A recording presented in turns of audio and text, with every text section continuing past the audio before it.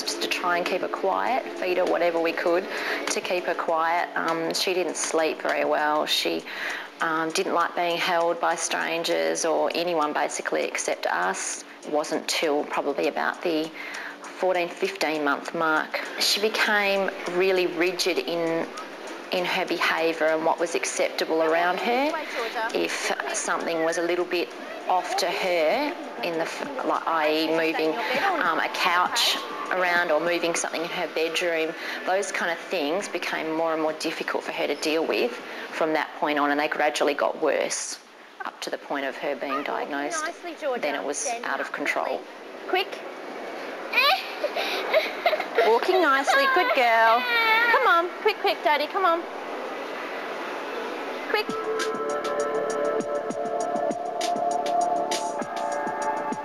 Well, I remember how difficult it was to understand why we had to go out to visit relatives, go out to a shop, or whatever. Everything seemed to be like an intrusion for me. I'd be happily involved in something and we'd have to get dressed to go out. And I was very scared about this because I didn't know what going out meant. I didn't know if it meant we would stay out, would we ever come back in? Clench my fists and take on a very anxious stance, really, and scream and carry on quite often because it was too difficult, too hard to understand. Walking like a good girl. For a long while there, in the early days, we couldn't take her to a kids' party because she would freak when it came time for the kids to get together and sing happy birthday and bring the cake out. She'd just run with her hands on her ears screaming because of the level of noise and the activity from all the other kids. It was just a horrible scene. What can you do with this? What can you do with it?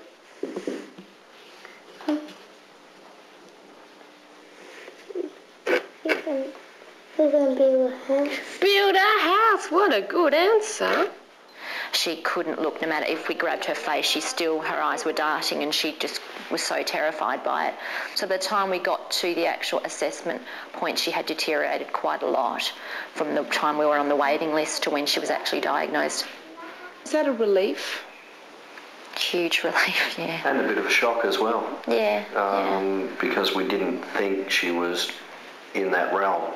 We had just waited for so long for an answer as to what was wrong, and it was just a relief to have, even though a lot of people don't want their child labelled, a label was going to be a lot better than just being lost and not knowing what to do and whether what we were doing was right, how to discipline her. We just didn't have a clue, and all of a sudden there was support then, and okay, here's the direction you can take and here's what you need to do, and that's all we needed.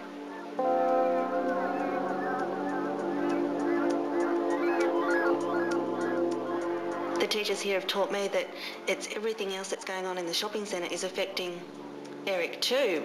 The music, the noise, the people, which are things that we just take for granted. We just walk by and don't take any notice of it. But whereas the autistic child is taking everything in and it's just too much for them to handle. But so I've learnt to understand the way that Eric thinks.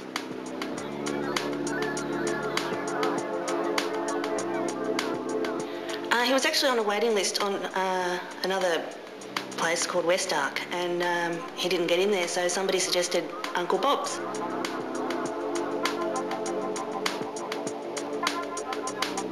We couldn't even communicate properly with Eric until we came here.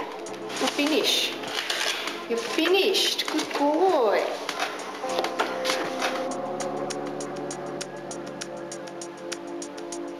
They have quite significant developmental delays, cognitive delays. They have sensory integration difficulties, obviously language delays. And what we're working on is looking at giving them functional skills. I would roll a car down the passageway at home and he wouldn't even look. You point at something you take for granted, to point something out. He wouldn't understand the concept of following the point that you're trying to identify. Something to look at, or a pet. that most children had warmed to and run after, and Jason just wasn't even aware that there was an animal there. Come choose. Choose. Good talking. Choose. Come on, what do you want? There's a variety of children. Children come here sometimes for 12 months or 18 months or 2 years, and some children I've actually been seeing for longer than that. Touch my head. Touch my head. Touch my head. Touch my head. Touch my head. Put it there, man with the yellow hat. And all the children we have here are just, they're amazing. They're just incredible in their own little way. And I think that people get stuck on the autism label and that they forget that if you put a group of 20 children in the room, they're all different because they have different personalities. Just because you put 20 autistic children in the room doesn't mean they're all going to be the same, because they bring different personalities to it completely. Yeah, and that changes them. They're quite fascinating. Well, I find them quite fascinating anyway. Good. You're very clever at this game. Shall we do some more? Yep. All right. In the UK, we just often talk of autistic spectrum disorder in much the same way. It's a rather loosely used term, but it's just used to refer to the fact that yes, there are many children who don't meet the core diagnostic criteria for autism, but nevertheless have problems similar in kind. And these are increasingly, I think, being recognised. Certainly in the UK, we're finding that I think as we get more sophisticated and sensitive to recognising symptoms of autism, that you can see that there are quite a number of children who have these similar sorts of problems. As you know, on the spectrum, there's like Asperger's syndrome, pervasive developmental disorder, not otherwise specified, quite a long one, that one, and autism. To meet autism, you need to meet 6 criteria. PDD and OS is 4. So when Georgia was diagnosed, she met, I think, about 8 or 9 criteria. So therefore, she was definitely in the autism category.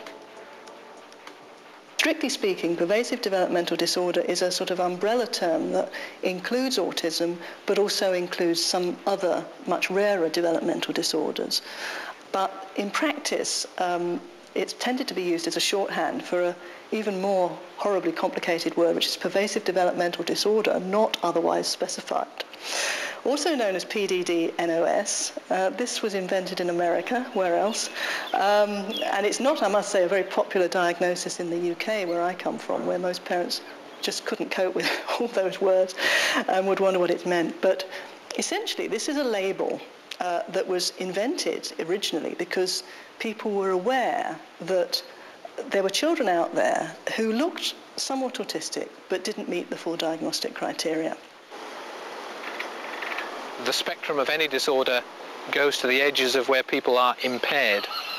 Beyond that, there may be human characteristics that are a bit like it, but don't cause problems in a lot of situations for most of an individual's life. So people say, oh, you're a little bit autistic, you're a little bit spastic, you're a little bit hyperactive. And that's one of the difficulties about developmental and behavioural disorders, that they are descriptive, so that there is often a difference in a point of view between where the edges of the spectrum end. Yeah, a lot of people still have the view of, oh, autism, oh, they're really smart, aren't they? Mm-hmm. And it's such a small group of those kids or people that are diagnosed that have a high IQ. Around, I don't know exactly what the figures are, but I think it's around 50% of kids actually have an intellectual disability as well as autism. When you tell them that your child is autistic, they ask you, what's that? What's autistic?